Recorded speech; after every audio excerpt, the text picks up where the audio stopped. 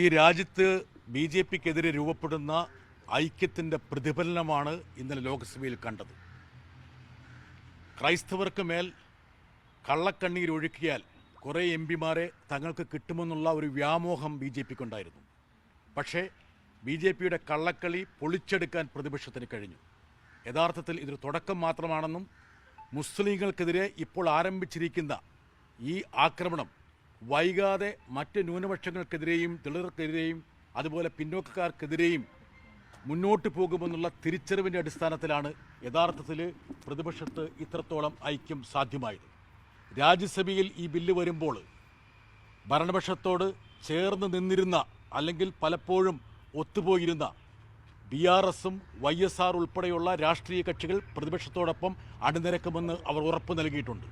അതിശക്തമായ പോരാട്ടമായിരിക്കും ഞങ്ങൾ നടത്തുക. മാത്രമല്ല, ഈ ബില്ലിൻ്റെ വോട്ടെടുപ്പിൽ ഡിവിഷൻ ആവശ്യപ്പെട്ടുകൊണ്ട് യഥാർത്ഥത്തിൽ ആര് എവിടെ നിൽക്കുന്നു എന്നുള്ളത് ലോകത്തിന് കാട്ടിക്കൊടുക്കാനുള്ള ഒരു ശ്രമം കൂടി പ്രതിപക്ഷത്തിൻ്റെ ഭാഗത്തുണ്ടാകും.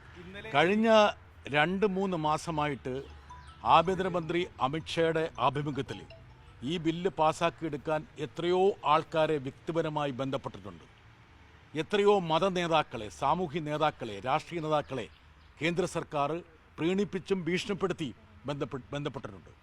എന്നിട്ട് പോലും വിവിധ രാഷ്ട്രീയ പാർട്ടികളും അവരുടെ MPമാരും അണുവിട വ്യതിചലിക്കാതെ ഒറ്റക്കെട്ടോടെയാണ് ഈ ബില്ലിനെതിരെ അണിനിരന്നത്. യഥാർത്ഥത്തിൽ ഇന്നലത്തെ ലോകസഭയിലെ ആ വോട്ടെടുപ്പും ഇന്ന് രാജ്യസഭയിൽ രാജ്യം കാണാൻ പോകുന്ന വോട്ടെടുപ്പും കൂടി പുറത്തു വരുമ്പോൾ ഫലത്തിൽ സാങ്കേതികമായി സർക്കാർ ഈ ബില്ലിന് മേൽ വിജയം കൊയ്തെങ്കിൽ പോലും ധാർമ്മികമായി വലിയൊരു പരാജയമാണ് ഏറ്റുവാങ്ങാൻ പോകുന്നതെന്ന് അവർക്ക് മനസ്സിലാവും, രാജ്യത്തിന് മനസ്സിലാവും. ഇത് കേവലം ഒരു മുസ്ലിം വിഷയം മാത്രമാക്കി മാറ്റാൻ വേണ്ടിയായിരുന്നു കേന്ദ്ര സർക്കാർ കഴിഞ്ഞ ദിവസങ്ങളിൽ ശ്രമിച്ചിരുന്നത്. ഇത് കേവലം മുസ്ലിം വിഷയമല്ല, ഇത് ഇന്ത്യയുടെ ആത്മാവാണ്. ഇത് ഏകമാനമായ ഒരു ഇന്ത്യയെ സൃഷ്ടിക്കാനുള്ള ഗൂഢാലോചനയാണ്. ഇത് ഭരണഘടന വിഭാവനം ചെയ്യുന്ന തുല്യതയ്ക്കും മതനിരപേക്ഷതയ്ക്കും ബഹുസ്വരതയ്ക്കും എതിരെയുള്ള കടന്നാക്രമണമാണെന്നുള്ള ഒരു തിരിച്ചറിവിലേക്ക് രാഷ്ട്രീയ പാർട്ടികൾ വന്നു. കുറച്ച് ആൾക്കാരെ കുറേ കാലം തെറ്റിദ്ധരിപ്പിക്കാൻ പറ്റും. ഒരു കാര്യം ഞാൻ വ്യക്തമായി പറയാം. കേരളത്തിലെ സർക്കാരിൻ്റെ ഒരു പിന്തുണക്കാരൻ എന്ന നിലയിലും ആ സർക്കാരിൻ്റെ ഡൽഹിയിലെ വക്താക്കളിൽ ഒരാളെന്ന നിലയിലും ഞാൻ പറയട്ടെ, കേരളത്തിൽ ഭവനരഹിതരായിട്ടുള്ള 5 ലക്ഷത്തോളം പേർക്ക് പിണറായി സർക്കാരിന് വീട് കൊടുക്കാൻ കഴിയുമെങ്കിൽ മുനമ്പത്തെ ഒരാളെ പോലും കുടിയൊഴിപ്പിക്കാതെ അവരെ അവിടെ നിലനിർത്താനുള്ള കെൽപ്പ് കേരളത്തിലെ ഇടതുപക്ഷ സർക്കാരിനുണ്ട്. പിണറായി എന്ന് പറഞ്ഞാൽ ഉറപ്പാണ് എന്നുള്ള കാര്യം ഞങ്ങൾ അടിവരയിട്ട് കാണിച്ചു കൊടുക്കും. KCBCയോട് ഞങ്ങൾക്ക് യാതൊരു അനാദരവുമില്ല. KCBCയുമായിട്ടും CBCI ആയിട്ടൊക്കെ കൈകോർക്കുന്നവരാണ് ഞങ്ങൾ. ഇന്ത്യയിൽ വ്യാപകമായിട്ട് ക്രൈസ്തവർക്കെതിരെ ആക്രമണം നടക്കുമ്പോൾ KCBC ആഹ്വാനം ചെയ്യാതെ തന്നെ ഈ ആക്രമണത്തിനെതിരെ രംഗത്ത് വന്നവരാണ് ഇന്ത്യയിലെ പ്രതിപക്ഷ കക്ഷികൾ. KCBC ഒരു സ്വതന്ത്ര സംഘടന എന്ന നിലയിൽ അവർക്ക് അവരുടേതായിട്ടുള്ള അഭിപ്രായങ്ങളുണ്ടാകാം. പക്ഷേ ഇന്ത്യയിലെ പ്രബുദ്ധരായിട്ടുള്ള MPമാർക്ക് അല്ലെങ്കിൽ പ്രതിപക്ഷ രാഷ്ട്രീയ പാർട്ടികൾക്ക് ഞങ്ങളുടേതായിട്ടുള്ള നിലപാടുണ്ട്. ആ നിലപാട് അവർ ഉൾക്കൊള്ളുമെന്നാണ് ഞാൻ മനസ്സിലാക്കുന്നത്. ഇന്നലത്തെ ചർച്ചയിൽ കേരളത്തിൽ നിന്ന് പങ്കെടുത്തിട്ടുള്ള CPMൻ്റെ പ്രതിനിധി രാധാകൃഷ്ണൻ ഉൾപ്പെടെയുള്ള ആൾക്കാർ അടിവരയിട്ടൊരു കാര്യമുണ്ട്. അതായത് കേരളത്തിലെ മുഖ്യധാര രാഷ്ട്രീയ പാർട്ടികളും കേരളത്തിലെ ഗവൺമെൻറ്റും ഒരുമിച്ച് ചേർന്ന് കേരളത്തിലെ ഏത് പ്രശ്നവും പരിഹരിക്കാനുള്ള ഒരു അവസരമുണ്ടാക്കും.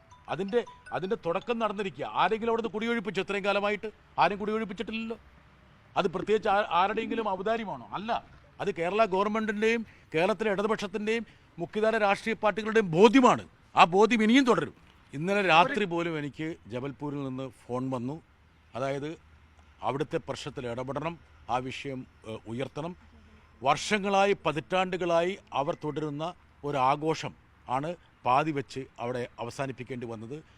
അവിടുത്തെ വൈദികരെ ഉൾപ്പെടെ പോലീസ് സ്റ്റേഷനിലിട്ട് മർദ്ദിക്കുന്ന ഒരു അവസ്ഥയുണ്ടായി.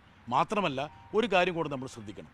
ഇപ്പോൾ ഈ പറഞ്ഞ ആൻറ്റി കൺവേർഷൻ നിയമങ്ങളുടെ പേരിൽ കൊണ്ടുവന്നിരിക്കുന്ന വ്യവസ്ഥകൾ എന്താണെന്നുള്ള കാര്യം ക്രൈസ്തവ സമൂഹം മനസ്സിലാക്കണം. അതായത് പരാതിക്കാരൊന്നും വേണ്ട. ഒരു സംസ്ഥാനത്തിൻ്റെ ഏതെങ്കിലും വിദൂര കൂടിൽ നിന്ന് ആർക്ക് വേണേലും ആർക്കെതിരെയും പരാതി കൊടുക്കാം. പരാതി കൊടുത്തു കഴിഞ്ഞാൽ അപ്പം പിടിച്ച് നോൺ ബെയിലബിളായിട്ട് അറസ്റ്റ് ചെയ്തിരിക്കുകയാണ്. ഞാൻ പാർലമെൻറ്റിൽ തന്നെ ചൂണ്ടിക്കാണിച്ചൊരു കാര്യമുണ്ട്. അതായത് ബറേലിയിൽ ബൈബിള് വീട്ടിലുണ്ടായി എന്ന ഒറ്റ കാരണത്താൽ 2 പേരെ പിടിച്ച് 6 മാസത്തോളം ജയിലിലിട്ടു. ആ ബറേലിയിലെ ജില്ലാ കോടതി അത്ഭുതപ്പെട്ടു. എങ്ങനെയാണിത്? ലോകത്തിൽ ഏറ്റവും കൂടുതൽ വിറ്റഴിക്കപ്പെടുന്ന ഒരു പുസ്തകം വീട്ടിൽ വെക്കുന്നു. അങ്ങനെ ലൈബ്രറിയിൽ ഖുറാനും ബൈബിളും ഗീതയൊന്നും വെക്കാൻ പാടില്ലേ? പിന്നെ ഒരു കാര്യം കേരളത്തിലെ ക്രൈസ്തവ സമൂഹം എൻ്റെ സ്നേഹിതന് മനസ്സിലാക്കേണ്ട ഒരു കാര്യമുണ്ട്.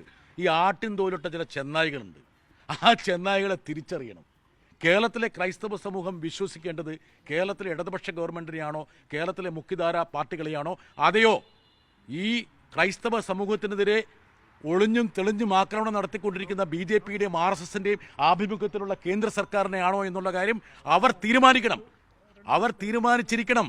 അല്ലെങ്കിൽ ആ വിഭാഗത്തിലെ വിശ്വാസികൾ അത് തീരുമാനിക്കില്ല. രാഹുൽ ഗാന്ധി തിരക്ക് പിടിച്ചൊരു രാഷ്ട്രീയ നേതാവ് എന്ന നിലയിൽ ചർച്ചയിൽ പൂർണ്ണമായിട്ടും ഇരിക്കാൻ പറ്റണമെന്നില്ല. പക്ഷേ പ്രത്യേകിച്ച് ഗൗരവമായിട്ടുള്ള കാരണങ്ങളാലല്ലാതെ ആരെങ്കിലും വോട്ടെടുപ്പിൽ, അത് ഇന്ന വ്യക്തിയല്ല, ആരെങ്കിലും പ്രതിപക്ഷ നിരയിലെ ഒരാൾ വോട്ടെടുപ്പിൽ പങ്കെടുക്കുന്നില്ലെങ്കിൽ അത് സ്വാഭാവികമായിട്ടും ഉത്കണ്ഠ സൃഷ്ടിക്കുന്നതാണ്.